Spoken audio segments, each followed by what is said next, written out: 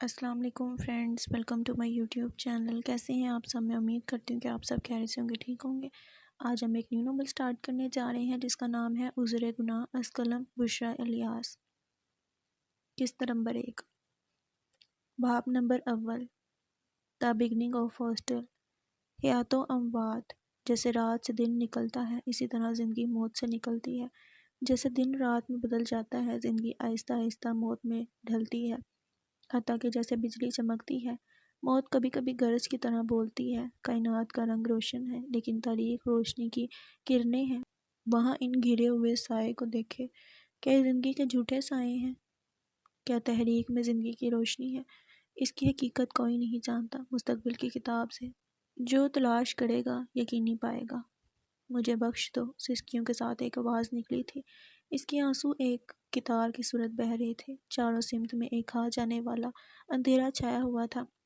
اس لڑکی کے سامنے کھڑے شخص کی آنکھوں میں غصے کی آگ تھی اور ایک ہاتھ میں بیلچہ الٹا پکڑا ہوا تھا جسے وہ وقفے وقفے سے پٹک رہا تھا۔ لڑکی کو یوں محسوس ہو رہا تھا جیسے اس کے نام سے موت کا گھنٹا بج رہا ہو۔ مجھے جانے دو، تمہیں میری محبت کا واسطہ، وہ منہ سے بہتے خون کو دائیں ہاتھ سے رگڑتے ہوئے بولی، اور سامنے کھڑا شخص اپنا آپا کھوتے ہوئے آگے بڑھا اور زوردار تماچا رسید کیا، جس کی گونج کوکین کے جنگل میں پھیل گئی۔ وہ اوندے منہ پڑی زاروں کی طرح رونے لگی۔ اس ویران جنگل میں کوئی اسے سننے والا نہیں تھا اور اس جنگل کی خاموشی اسے کھائے جا رہی تھی۔ بچاؤ بچاؤ کی آوازیں کہیں دب سے گئی تھیں۔ وہ کوئی ظالم تھا، اس سے محبت کرنے والا نفیس شخص نہیں تھا۔ ایک اسیب کی طرح پر اسرار طاقت کی طرح اس کے سر پر کھڑا تھا۔ کون ہو تم؟ وہ کانپتے ہوئے بولی۔ لفظ ٹوٹ کر ادا ہوئے۔ واسو۔ ایک خوفناک آواز سامنے سے آئی۔ جنگل میں اس نام کی باز گشت ہوئی، جیسے جنگل کے سب درخت بھی اس نام کو پکار رہے تھے۔ اس کے غیظ و غضب کو دیکھ کر وہ کانپ رہی تھی۔ واسو! الفاظ حلق میں اٹک سے گئے، گلا خشک ہو گئے۔ تم واسو ہو؟ اس نے بے یقینی سے مقابل میں کھڑے شخص کو دیکھا۔ لیکن میں نے تو کوئی گناہ نہیں کیا، مجھے کیوں؟ اس کی بات ادھوری رہ گئی جب سامنے سے خوفناک آواز پھر آئی۔ یہ میں فیصلہ کروں گا کس نے گناہ کیا اور کس نے نہیں، اور میں فیصلہ کر چکا ہوں، تم گناہ گار ہو۔ وہ آگے بڑھا اور دوسرے ہاتھ میں اس کے بال مضبوطی سے پکڑے۔ مجھ پر رحم کرو، خدا کے واسطے، آہ! وہ لڑکی کو بالوں سے کھینچنے لگا اور گھسیٹتے ہوئے جنگل کے اندھیرے میں لے جا رہا تھا۔ مجھ پر ناسی، میرے بچے پر رحم کرو۔ لڑکی نے اپنے پیٹ پر ہاتھ رکھا اور اس کے اس جملے سے واسو کو اپنی گرفت ہلکی ہوتی محسوس ہوئی۔ اس کے بال واسو کے ہاتھ سے پھسلنے لگے۔ اس لڑکی کی محبت اسے روک رہی تھی۔ واسو نے اسے ٹوٹ کر چاہا تھا، واسو کے لیے پوری دنیا تھی۔ آج وہ اس لڑکی کو نہیں خود کو ختم کر رہا تھا، آج وہ اسے نہیں خود کو دفنا رہا تھا۔ میں پریگننٹ ہوں، میرے بچے کا کوئی قصور نہیں، مجھے معاف کر دو۔ تم ایسے تو نہیں تھے، تم میرے ہم نوا، میرے دوست، میرے سکھ دکھ کے ساتھی تھے۔ میری زندگی کے سب نشیب و فراز کو تم نے قریب سے دیکھا ہے، میری تو خوشی کی وجہ ہی تم تھے۔ مجھے اب بھی یقین نہیں کہ تم واسو ہو، وہ درندہ جو لوگوں کو گناہگار کہہ کر سزائیں مقرر کرتا ہے، وہ درندہ جو معصوم لوگوں کی جان لے کر انہیں سولی پر چڑھا دیتا ہے۔ مجھے معاف کر دو، میرے پاس تمہارے اور اس بچے کے علاوہ کوئی نہیں ہے۔ اس کا ہاتھ اب بھی اپنے پیٹ پر تھا اور نظر اسی ہاتھ پر ٹکی تھی۔ وہ خاموشی سے کھڑا اسے دیکھ رہا تھا۔ ایک وقت تھا جب وہ اس کے لیے کسی کی بھی جان لے سکتا تھا، اس پر اٹھنے والی ہر نظر کو ختم کر سکتا تھا۔ اس سے پہلے کہ وہ اس کا اصل نام لیتی، وہ ایک اور تماچا رسید کر چکا تھا۔ اس کی وفا نے واسو کو انسان بنایا تھا اور آج اس کی بے وفائی نے پھر اسے درندہ بنا دیا تھا۔ وہ سمجھ رہی تھی واسو کو اس پر رحم آ گیا، مگر درندوں کو کب کسی پر رحم آیا ہے؟ واسو اسے دوبارہ بالوں سے پکڑ کر گھسیٹتے ہوئے جنگل میں لے گیا۔ کورکن کے اس جنگل میں لڑکی کی آواز ہمیشہ کے لیے خاموش ہو گئی۔ ایثارِ وفا، سوزِ انا، درد جنوں محسن، ایک دل کا لہو کتنے چراغوں میں جلے۔ فجر کے بعد کی خوبصورت باد صبا، اس کی سیاہ لمبی زلفیں اڑا رہی تھی۔ وہ اپنے کمرے کے روشن دان کے سامنے کھڑی کسی سوچ میں گم تھی، نظر باہر کی آریوں میں لگے پھولوں کے پردوں میں کسی ایک پھول پر ٹکی۔ گلاب، سرخ گلاب۔ بیپ بیپ کی آواز نے اس کی توجہ بیڈ کے سائڈ میں رکھے میز پر کھینچی۔ اس نے ایک نظر اپنی سیل فون پر ڈالی، پھر باہر اسی پھول کو دیکھنے لگی تھی۔ وہ جانتی تھی یہ بیپ بیپ کچھ 10 یا 15 منٹ اور چلتی رہے گی۔ 3 دن سے ہو رہا تھا۔ وہ نہیں جانتی تھی میسیجز کرنے والا کون تھا۔ ایک غیر متوقع میسیج، ایک غیر متوقع فون نمبر نہیں، اس کے نمبر کی جگہ ان نون تھا۔ وہ اس کا نمبر دیکھ نہیں سکتی تھی اور نہ اس کا رپلائی دینا چاہتی تھی۔ Beep beep اذار۔ اس کے کمرے کا دروازہ کھولنے کے ساتھ ہی جزا نے پکارا، گلے اذار کے جسم میں کوئی حرکت نہیں ہوئی۔ وہ ہنوز کھڑکی سے باہر پھول کو دیکھتی رہی، جیسے جزا کی آواز سنی ہی نہ ہو۔ وہ جانتی تھی جزا اس کے کمرے میں کیوں آئی تھی۔ بیپ بیپ اذار، یہ روم کا کیا حال بنا کر رکھا ہے؟ جزا نے پورے کمرے میں نظر دوڑائی۔ ہاسٹل میں لے جانے والا سامان فرش پر بکھرا پڑا تھا۔ یہ تمہارا روم ہے یا کباڑ خانہ؟ تم کبھی تو ایسی نہ تھی۔ جزا دیوار کو دیکھ کر رکی، اور ذرا اس کو دیکھو، تمہارا بچپن والا خواب اب بھی انگڑائی لے رہا ہے۔ دائیں ہاتھ سے دیوار کی طرف اشارہ کیا اور ہمیشہ کی طرح اس کے جاسوس بننے والے خواب کا مذاق بنایا گیا تھا۔ ایسا لگتا ہے کوئی ڈیٹیکٹیو کا روم ہو۔ اس دیوار پر بہت سی تصاویر، رپورٹر، اخبار کی سرخیوں والے صفحات وغیرہ چسپاں تھے۔ مجھے پتہ ہے تمہیں ڈیٹیکٹیو بننے کا شوق ہے، لیکن اس کا مطلب یہ تو نہیں کہ بندہ اپنوں کے وجود کو فراموش کر دے۔ جزا نے اس کے نہ دیکھنے پر طنز کیا۔ وہ ہنوز خاموش کھڑکی کے باہر دیکھتی رہی۔ جب جب جزا ڈیٹیکٹیو بولتی، اس کی نظر چھوٹے باغیچے میں لگے مصنوعی سبزہ پر ٹھہر جاتی۔ بیپ بیپ، کیا باہر اتنا دلکش نظارہ ہے، یا پھر آج بھی تمہارا رومیو سرخ گلابوں کو کھڑکی کے باہر پھینک کر چلا گیا؟ جزا نے باہر جھانکا۔ کچھ 3 سال پہلے کا واقعہ اس کی آنکھوں میں تیرنے لگا۔ سرخ گلاب اسے ہر جگہ ملتے تھے، کالج، ریسٹورنٹ، وہ جہاں بھی جاتی تھی سرخ گلاب پہلے ہی موجود ہوتے تھے۔ نہ ملے تھے تب وہ 3 سال کوما میں رہی تھی، کوکن کے اس شہر میں نہیں۔ تم میری باتوں کا جواب کیوں نہیں دے رہی؟ پھر اس کی طرف دیکھا۔ بیپ بیپ، اچھا بھائی سوری۔ جزا نے کان پکڑے۔ بیپ بیپ، اور کتنا ناراض رہوگی؟ میرے ایگزامز تھے، اس لیے تم سے مل نہیں سکی۔ جزا اس کے والد ابراہیم صاحب کی دوست ڈاکٹر کفیل کی بیٹی تھی، اور گلے اذار کے بچپن کی دوست بھی۔ یار اذار۔ بیپ بیپ، جزا کی بات ادھوری رہ گئی۔ اس نے غصے سے اذار کے فون کو دیکھا۔ یہ اتنے میسیجز کس کے آ رہے ہیں؟ میں آئی ہوں تب سے اس کے رونے کی آواز سن رہی ہوں۔ جزا نے میز سے اس کا فون اٹھایا۔ ان نون۔ بیپ بیپ، کیا کوئی مر گیا ہے اس کا؟ جزا کے سوال پر اس نے حیرت سے جزا کو دیکھا۔ جزا نے فون ان لوک کرتے ہی میسیج باکس اوپن کیا۔ یو آر دا کی آف مائی نیکسٹ۔ جزا نے آدھا ہی میسیج پڑھا تھا کہ اذار نے اپنا فون جزا کے ہاتھ سے جھپٹنے والے انداز میں لیا اور بیڈ پر پھینکا۔ چھوڑو اسے، تم کیوں آئی ہو؟ اذار نے چہرے کا رخ بدلا۔ کیا تم نہیں جانتی؟ جزا نے اسے دیکھا۔ ہاسٹل کیوں جانا چاہتی ہو، اور وہ بھی ایسے حالات میں؟ جزا اس کے سامنے آ کھڑی ہوئی۔ اچھا تو میری ماؤں نے بلایا ہے تمہیں مجھے روکنے کے لیے؟ سوری، لیکن تمہارے یہاں آنے کا کوئی فائدہ نہیں، میں فیصلہ کر چکی ہوں، تم جا سکتی ہو۔ اس نے زمین پر بکھرا سامان کھلے پڑے بیگ میں رکھتے ہوئے کہا، اور اس فیصلے کی وجہ جاننا چاہوں گی؟ جزا اسی کی طرح فرش پر بیٹھ گئی۔ کالج تمہارے گھر سے صرف آدھا یا پونا گھنٹے کے فاصلے پر ہے، وہ بھی تم اگر پیدل جاؤ تو، اور اگر گاڑی سے جاؤ تو 10 یا 15 منٹ میں کالج میں ہوگی۔ ہاسٹل میں ایسی لڑکیاں ہیں جس کا گھر سٹی سے باہر ہے یا جس کا گھر ہی نہیں ہے۔ ہاسٹل میں ایسی بھی لڑکیاں ہیں جن کی اسٹڈی گھر میں نہ ہو رہی ہو۔ اذار نے بیگ کی زپ لگائی، بیگ کو کھڑا کر کے دیوار سے رکھا۔ جزا ساتھ ہی کھڑی ہوئی۔ تمہارے گھر میں ایسی کون سی ڈسٹربنس ہے جس سے تمہاری اسٹڈی نہیں ہو رہی؟ وہ ایک پوپ کٹ گولڈن بالوں والی خوبصورت باربی ڈول کی طرح تھی۔ اس کی چھوٹی سی ناک پر اذار کے لیے غصہ تھا۔ اذار سے قد میں 1 انچ کم۔ اذار اس کا ڈول جیسا چہرہ دیکھ کر مسکرائی۔ تم مسکرا رہی ہو؟ میں خفا ہوں۔ Beep beep. جزا نے غصے سے بیڈ پر پڑے فون کو اٹھایا اور میسیج باکس کو اوپن کیا۔ پکچر۔ جزا کی آنکھیں حیرت سے پھیل گئیں اور ہاتھوں میں لرزش پیدا ہوئی۔ ہانیہ، جزا نے حیرت سے تصویر کو دیکھتے ہوئے کہا۔ اذار نے اپنے فون پر نظر ڈالی جو جزا کے ہاتھ میں تھرتھرا رہا تھا۔ تم اسے جانتی ہو؟ اذار نے فون اس کے ہاتھ سے لیا۔ یہ ہانیہ عالم زیب ہے، اس نے تھرتھرائی آواز میں کہا۔ کچھ دن سے مسنگ ہے۔ اذار اس کا جواب سن کر بیڈ پر گرنے والے انداز میں بیٹھ گئی۔ لیکن کون ہے یہ ہانیہ عالم زیب، اور تم کیسے جانتی ہو؟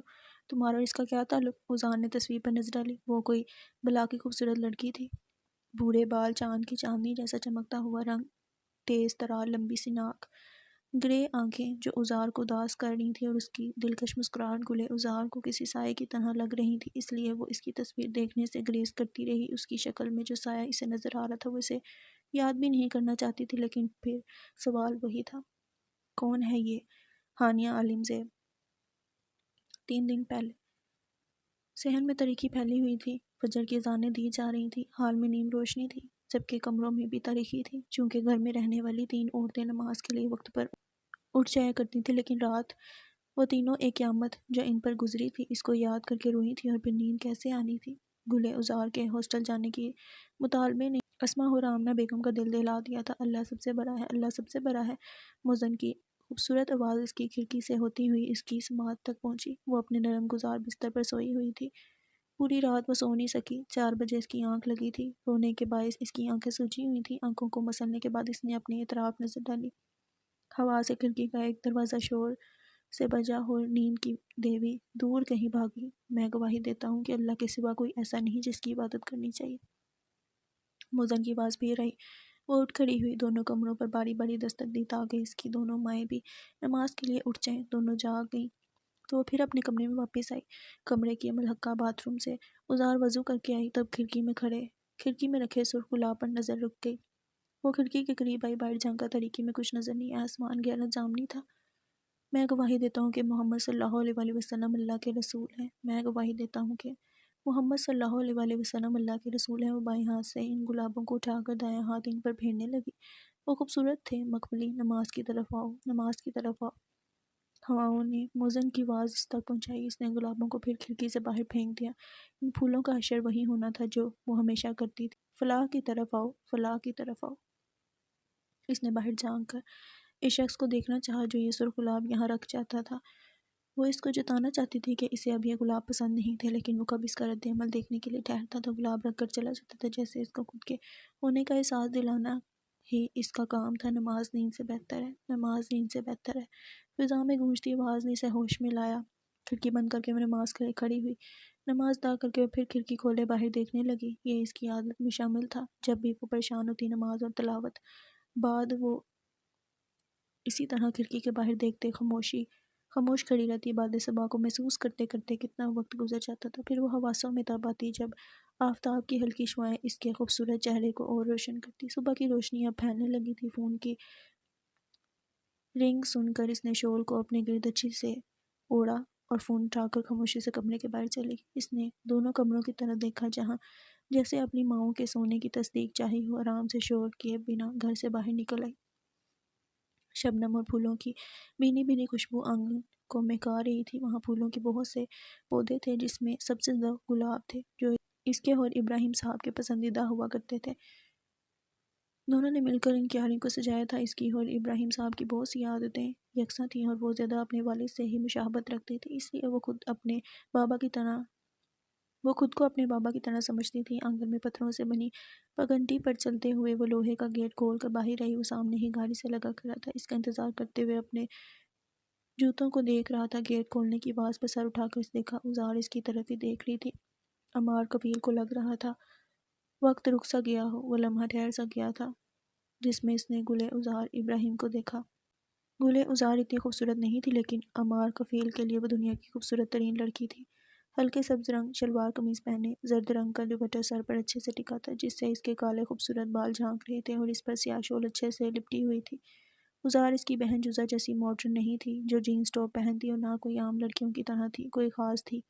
سب سے الگ ایک عجیب سی چمک اس کی سیاہ آنکھوں کو روشن کیے رکھتی تھی جو عمار کفیل کو اس کی طرف کھینچتی تھی۔ عمار نے اسے پہلی بار بچپن میں دیکھا تھا، تب ڈاکٹر کفیل کی فیملی امریکہ سے کورکن کے اس شہر میں بسنے آئی تھی۔ ڈاکٹر کفیل نے اپنے بچوں کو جب ابراہیم صاحب کی فیملی سے ملایا تو جزا اور عمار دونوں ہی گلے ازار پر فدا ہو گئے تھے۔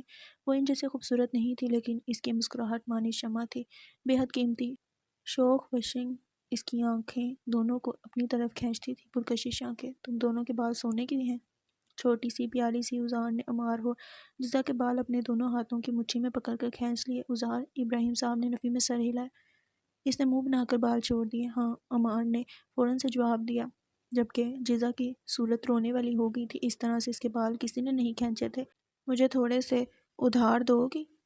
ازار نے خوش آنکھوں سے کہا۔ لیکن جب ادھار چکانے کا وقت آئے گا تب تم مجھے کیا دو گی؟ عمار نے اس کی طرف تھوڑا سا جھک کر کہا۔ رخسار پر انگلی رکھے اس نے سوچا، میرے اپنے بال؟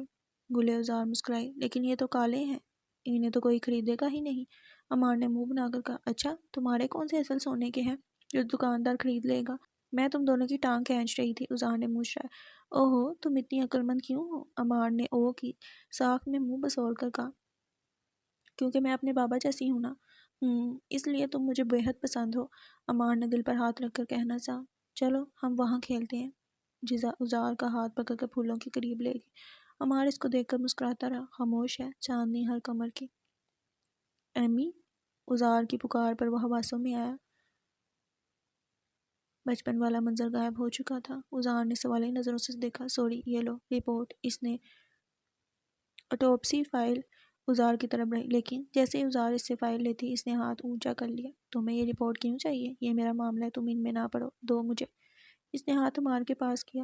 ازار، فائل اب بھی عمار کے ہاتھ میں تھی۔ میں تمہیں یہ فائل ہاسپٹل سے چرا کر دے رہا ہوں، تمہاری وجہ سے میں چور بن گیا ہوں۔ کتنا مشکل کام ہے یہ، تم جانتی بھی ہو۔ اگر میرے ڈیڈ کو اس بات کا علم ہوا تو میرا کیا ہوگا، سوچا ہے کبھی؟ اور تم کہتی ہو یہ تمہارا معاملہ ہے، میں اس میں نہ پڑوں۔ اس سب میں تم نے تو مجھے خود ہی شامل کیا ہے، پھر ڈیٹیل دینے میں کیا مسئلہ ہے؟ ایمی، میں جانتی ہوں تم نے میرے لیے کیا کیا ہے۔ ازار نے تھک کر ہاتھ نیچے کر لیا اور لمبی سانس لی۔ لیکن میں تمہیں حقیقت نہیں بتا سکتی، اور فی الحال تو بالکل بھی نہیں۔ کیوں زار، ایسا اس لڑکی میں کیا ہے؟ مرتے ہوئے 2 سال ہو گئے، تم اس کے بارے میں کیوں جاننا چاہتی ہو؟ میں تمہارا فرینڈ ہوں، مجھے تو بتاؤ۔ آخر میں اس کا لہجہ ملتجی ہو گیا۔ وہ میری بیسٹ فرینڈ تھی۔ گلے ازار کی آواز بھر آ گئی۔ کیوں گھرے مردے اکھاڑ رہی ہو؟ کیا ملے گا تمہیں؟ اس نے خودکشی کی ہے، رپورٹ میں بھی یہی لکھا ہے۔ عمار نے رپورٹ اس کے آگے کی۔ تھینکس۔ فوراً ہی عمار سے رپورٹ لے کر وہ گیٹ کی طرف بڑھ گئی۔ کیا تلاش کر رہی ہو؟ عمار کی آواز پر وہ رکی، لیکن مڑ کر اسے دیکھا نہیں۔ انتظار کرو، صحیح وقت آنے پر تمہیں ہی بتاؤں گی۔ اس کا جواب سن کر وہ کار میں بیٹھا۔ اسے پتا تھا وہ کتنا بھی اس سے اصرار کرتا، لیکن وہ اسے فی الحال کچھ نہیں بتائے گی۔ اسے بحث کرنے کا کوئی فائدہ نہیں تھا۔ وہ زار تھی، اپنے دل کی مالک، جو اپنی مرضی کرنے کی عادی تھی۔ عمار سے بہتر کون جانتا تھا؟ ہاں، ازار کو یاد آیا تو اس نے رخ پھیر کر اسے کہا، جزا کو ایگزامز کے لیے کہنا، آل دی بیسٹ۔ کون سے ایگزامز؟ وہ کار کی ونڈو سے اسے حیرت سے دیکھ رہا تھا۔ وہ تو 1 ویک سے کالج نہیں کی۔ ازار نے حیرانگی چہرے پر لائے بغیر کچھ سوچا۔ آج کل اس کا کچھ عجیب مزاج ہے، نہ کسی سے بات کرتی ہے، نہ ہی کہیں باہر نکلتی ہے۔ کالج تک نہیں جا رہی؟ کیا تمہاری اس سے بات ہوئی تھی؟ میں نے نیکسٹ ایگزامز کے لیے کہا ہے، ازار نے فوراً کہا اور گیٹ کھول کر اندر چلی گئی۔ کمرے میں آ کر وہ سوچتی رہی کہ جزا نے اس سے جھوٹ کیوں کہا تھا۔ کیا جزا مجھ سے کچھ پوشیدہ رکھے ہوئے ہے؟ بیپ بیپ، ان میسیجز کا آج پہلا دن تھا۔ ان نون، ہائے، آر یو دیر؟ کیا تم میری مدد کرو گی؟ پکچر، تم جانتی ہو یہ کون ہے؟ میسیجز کا تسلسل بندہ تو وہ پڑھتی چلی گئی۔ شروع میں اسے لگا کوئی اس کے ساتھ مذاق کر رہا ہے۔ ان نون 2 days سے مسنگ ہے، مجھے اس کی تلاش ہے، میری مدد صرف تم کر سکتی ہو۔ گلے ازار ابراہیم۔ خود کا نام پڑھتے ہی فون اس کے ہاتھ سے گر گیا۔ وہ اسے جانتا تھا، نمبر چیک کرنے کی کوشش کی، لیکن ان نون کے علاوہ کچھ نہ ملا۔ اس کی باتوں سے اسے پتہ چلا تھا کہ وہ کوئی آدمی ہے، لیکن وہ کون تھا؟ اس نے فون اٹھا کر دیکھا، وہ جا چکا تھا۔ گرنے کی وجہ سے فون کی سکرین پر کریک کا اضافہ ہو گیا تھا۔ ان نون، گلے ازار ابراہیم، اس کا نام آخری میسج تھا۔ اسی تلاش اور تجسس میں کھو گیا ہوں میں، اگر نہیں ہوں تو کیوں کر، جو ہوں تو کیا ہوں میں۔ ازار اپنے بھائی سالم کے کمرے میں داخل ہوئی۔ کمرے میں اداس خاموشی کا راج تھا۔ دیوار پر آویزہ تصاویر کے قریب آ کر وہ ٹھہر گئی۔ ہاتھ میں عظیم خان کی آٹوپسی رپورٹ تھی۔ نگاہیں سالم پر ٹکی تھیں۔ سالم عمر میں اس سے 5 سال بڑا تھا۔ تصاویر کچھ بول رہی تھیں۔ دیکھتے دیکھتے وہ منظر میں تبدیل ہو گئی۔ کیا کر رہی ہو؟ سالم نے اس کے سر پر چپت لگاتے پوچھا۔ فوٹو ایڈٹ، اس نے سر اٹھائے بغیر موبائل میں دیکھتے ہوئے کہا۔ اور کوئی کام نہیں ہے تمہیں؟ وہ دیکھو، گلمینا پورے دن سے کھانا پکانے میں بزی ہے۔ سالم نے گلمینا کا بتایا، جو کچن میں مصروف تھی۔ ازار نے پھر بھی سر نہیں اٹھایا۔ گلمینا ان دونوں کی چچا زاد بہن تھی۔ چچا انعام کی بیٹی، خوبصورت سی، پیاری سی، ازار سے کم عمر تھی، جس کا رنگ ازار سے زیادہ چٹا تھا۔ سالم کی بچپن کی محبت اور مانگ۔ ہاں تو اس کا گھر ہے، ہم یہاں مہمان ہیں، وہ تو پکائے گی ہی، وہ میزبان جو ہے۔ ازار نے منہ بنا کر کہا۔ سالم، جو گلمینا کو دیکھنے میں مصروف تھا، اس کی بات پر چونکا۔ ایجو، ایسا نہیں کہتے، کسی بڑے بزرگ کی طرح کہا۔ میرا نام ایجو نہیں ہے۔ اس نے ایجو پہ زور دیا اور اسے آنکھیں دکھائیں۔ وہ جانتا تھا یہ نام سن کر وہ چڑ جائے گی۔ کیا فرق پڑتا ہے، کام کون سا ہمارا نام اونچا کرنے والا کر رہی ہو۔ سالم کی بات پر اس نے ایڈٹ کرتی پکچر کو دیکھا، پھر سالم کو۔ سرو، نکلو یہاں سے، میں نے بات نہیں کرنی۔ کون سرو؟ میں سالم ہوں، سالم ابراہیم، سمجھی؟ اس نے کوئی جواب نہیں دیا تو سالم نے اٹھ کر موبائل میں جھانکا۔ یہ تو میری پکچر ہے۔ اس سے پہلے کہ سارم اس کے ہاتھ سے موبائل لیتا وہ اٹھ کھڑی ہوئی۔ تم میری پک کے ساتھ کیا کر رہی ہو؟ کیوں بتاؤں؟ ازار نے شیطانی ہنسی ہنسی۔ ایجو کی بچی رک! وہ اس کے پیچھے بھاگا۔ وہ ایک دوسرے کا نام ایسے ہی بگاڑا کرتے تھے۔ آمنہ کو ان کی حرکت زہر لگتی تھی۔ سرو سرو! وہ کچن کی طرف دوڑ گئی جہاں گل مینا کام کر رہی تھی اور جا کر گل مینا کے پس پشت وہ چھپ گئی۔ بچاؤ مجھے مینا! ازار گل مینا نے حیرت سے دونوں بہن بھائی کو دیکھا۔ یہ میری پکچر ایڈٹ کر رہی ہے، سارم نے چھوٹے بچے جیسا منہ بنایا۔ نہیں نہیں، بالکل بھی نہیں، میں نے پکچر تو ڈھونڈ نکالی ہے۔ اس نے پکچر گل مینا کے سامنے کی پکچر دیکھتے ہی مینا نے سارم کو غصے سے دیکھا۔ کیا ہوا؟ سارم نے معصومیت ظاہر کی۔ مینا نے موبائل کو اس کے سینے پر دے مارا جسے سارم نے پکڑ لیا۔ پکچر جس میں سارم ایک انجان لڑکی کے ساتھ کھڑا تھا۔ میں تمہیں چھوڑوں گا نہیں، سارم چیخا۔ ازار دوڑ گئی۔ مینا یہ پکچر ایڈٹ کی ہوئی ہے، سارم نے اسے جاتا دیکھ کے کہا۔ وہ ناراض ہو کر اپنے کمرے میں چلی گئی۔ ازار سارم اس کے پیچھے دوڑا۔ کیا دھوم مچا رکھی ہے تم دونوں نے؟ آمنہ بیگم کے سوال پر دونوں سر جھکا کر کھڑے رہے۔ پھر کھانا لگنے تک دونوں خاموش ہی رہے تھے۔ کھانا لگ گیا ہے، آ جاؤ۔ دونوں خاموشی سے کرسی کھینچ کر بیٹھ گئے۔ دونوں جانتے تھے آمنہ بیگم غصے کی کتنی تیز تھی۔ اس لڑائی کو ترک کر دینا ہی بہتر فیصلہ تھا۔ گل مینا کو آتا دیکھ کے سارم نے اپنے بازو والی کرسی پر اشارہ کیا، لیکن اسے نظر انداز کر کے وہ اس کے مقابل والی کرسی پر بیٹھ گئی۔ ازار نے اپنی ہنسی کو کھانسی میں تبدیل کیا جسے سارم اچھے سے سمجھ چکا تھا۔ بہت دان نکل رہی ہیں، سارم نے سرگوشی میں کہا، مگر جواب نہ ڈالے۔ سب خاموشی سے کھانا کھانے میں مصروف تھے۔ سارم چور نظر سے مینا کو دیکھ رہا تھا۔ ابراہیم صاحب مسکرا کر نفی میں سر ہلاتے اسے دیکھ رہے تھے جو مینا کے قریب والی کرسی پر بیٹھے تھے۔ ازار کو کچھ عجیب محسوس ہوا تو اس نے چمچہ نیچے گرا کے جھک کر میز کے اندر جھانکا۔ سارم اپنے پیر سے ابراہیم صاحب کے پیر کو گل مینا کا پاؤں سمجھ کے ہلکے سے مار رہا تھا۔ ازار کی آنکھیں خوف اور حیرت سے پھیلی۔ نوالا حلق میں اٹک گیا۔ وہ سیدھی ہوئی، قریب میں بیٹھے اپنے بھائی کو افسوس سے دیکھا۔ وہ بابا جانی کا پیر ہے۔ ازار نے چبا کر سرگوشی کی۔ سارم نے خوف سے ابراہیم صاحب کو دیکھا جیسے کوئی بھوت دیکھ لیا ہو۔ اس کے برعکس ان کی آنکھوں میں شرارت تھی۔ فوراً ہی پیر کو پیچھے کیا۔ اب اس کی خیر نہیں۔ برداشت کے باوجود بھی ازار کی ہنسی چھوٹ گئی۔ یہ گاؤں کا ایک بہت بڑے آنگن والا گھر تھا جس کے بڑے سے صحن میں مویشی باندھے گئے تھے۔ ازار اور سارم کے دادا جان کا گھر جس میں چچا انعام کی فیملی بستی تھی، مطلب اسماء بیگم اور اکلوتی لاڈلی بیٹی گل مینا۔ ابراہیم صاحب کی فیملی کوکین کے شہر میں رہتی تھی۔ ابراہیم صاحب ہمیشہ سے اپنے چچا امان اللہ صاحب آمنہ بیگم کے والد کے پاس رہتے تھے۔ شادی کے بعد بھی وہیں بسے رہے۔ رات کے کھانے کے بعد سب ہال میں جمع تھے۔ شاید کوئی ضروری بات ہونی تھی۔ ابراہیم صاحب کی فیملی کوئی خاص کام سے چچا انعام کے گھر آئی تھی، یہ تو انہیں پتہ تھا، لیکن ازار اور سارم وہ ضروری کام نہیں جانتے تھے۔ مگر ازار کا جاسوسی دماغ اسے اس خاص کام کا پتہ دے چکا تھا۔ وہ اس ضروری بات کو بھانپ گئی تھی۔ ضروری تو تھی، ورنہ کالج کی چھٹی نہ ہوتے ہوئے بھی وہ لوگ کبھی چچا انعام کے اس گاؤں والے گھر میں رہنے نہیں آئے تھے۔ اسماء بیگم سب کے لیے لسی کے گلاس لے آئی تھی۔ چچا انعام کے خوبصورت بیوی اسماء بیگم، رشین بیوٹی گل مینا ان کی کاپی تھی، ویسی ہی خوبصورت۔ گل مینا اور گل ازار دونوں کے نام بھی اسماء بیگم نے رکھے تھے۔ دونوں ہم عمر تھی۔ بھائی صاحب اب سوچتا ہوں گل مینا اپنے سسرال جا کر تعلیم مکمل کرے۔ چچا انعام نے ابراہیم صاحب کو مخاطب کر کے تمہید باندھی۔ ان کے رشتے بچپن سے ہی امان اللہ صاحب نے طے کیے تھے، لیکن ان تینوں نے کبھی ان رشتوں کا ذکر سنا نہیں تھا۔ صرف ایک مرتبہ نانی جان فیروزہ امان اللہ صاحب کی زوجہ ان سے ملنے ممبئی سے کوکین کے وہ خوبصورت شہر آئی تھیں اور ان تینوں کے حواس اڑ گئے تھے۔ بچپن میں طے ہوئے ان رشتوں کا ذکر ان تینوں کے سامنے کیوں نہیں ہوتا تھا؟ وہ تینوں نہیں جانتے تھے، شاید والدین ان رشتوں کے خلاف ہوں یا ان کے مستقبل کا کوئی خوف ہو، یا ہو سکتا ہے امان اللہ صاحب کی پسند بچوں کے والدین کو پسند نہ ہو۔ مگر امان اللہ صاحب کی بات کو نظر انداز کرنے کی ہمت بھی کس میں تھی؟ خیر، یہ سوچ ان تینوں کی تھی جو خاموشی سے چچا انعام کی باتیں سن رہے تھے۔ بات تو درست ہے، ویسے بھی بیٹیوں کو جلد از جلد ان کے اصل گھر پہنچا دینے میں ہی بھلائی ہے۔ تم نے گل مینا بیٹی سے بات کر لی ہے نا؟ میں مسلط کے یہ رشتوں کے خلاف ہوں۔ ابراہیم صاحب بڑے ہی تحمل اور نرمی سے بولنے والے شخص تھے۔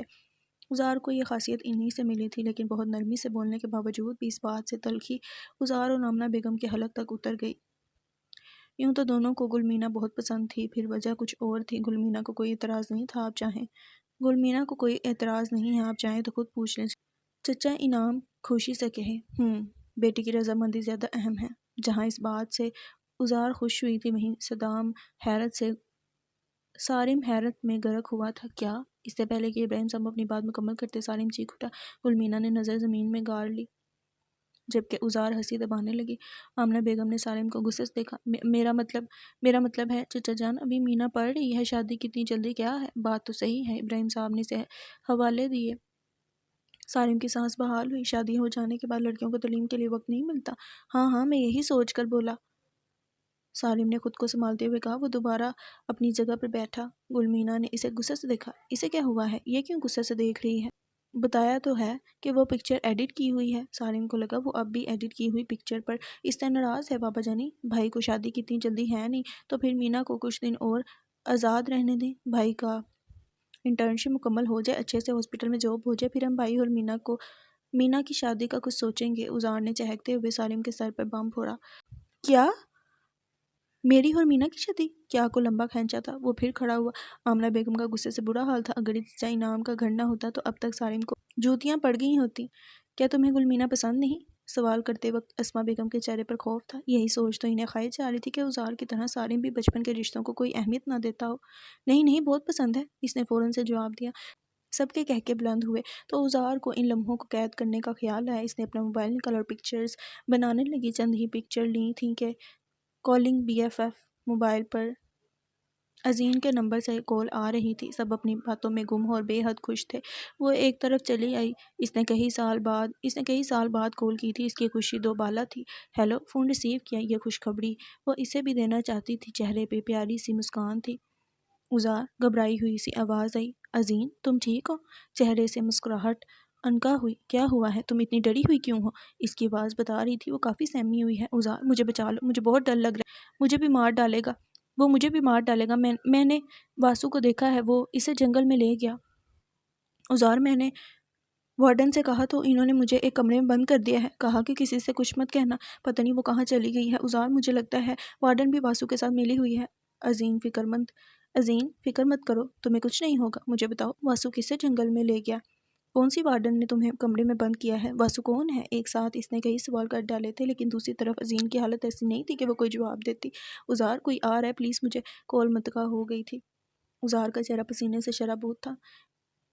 ایمی، اس نے فوراً عمار کو کال ملائی۔ اگر وہ اپنے گھر ہوتی تو خود ہاسٹل پہنچ جاتی۔ فوراً ہاسٹل جاؤ، عظیم خطرے میں ہے۔ اس کے ہیلو بولنے سے پہلے ہی اس نے کہا تھا۔ ازار، آمنہ بیگم کی آواز پر پھر سالم کے مردہ کمرے میں لوٹ آئی تھی۔ وہ تصاویر دیوار پر لگی تھیں اور عظیم کی رپورٹ اس کے ہاتھ میں تھی۔ آنسو پلکوں کے نیچے سے بہہ نکلے تھے۔ ازار، ناشتہ لگ گیا ہے، آ جاؤ۔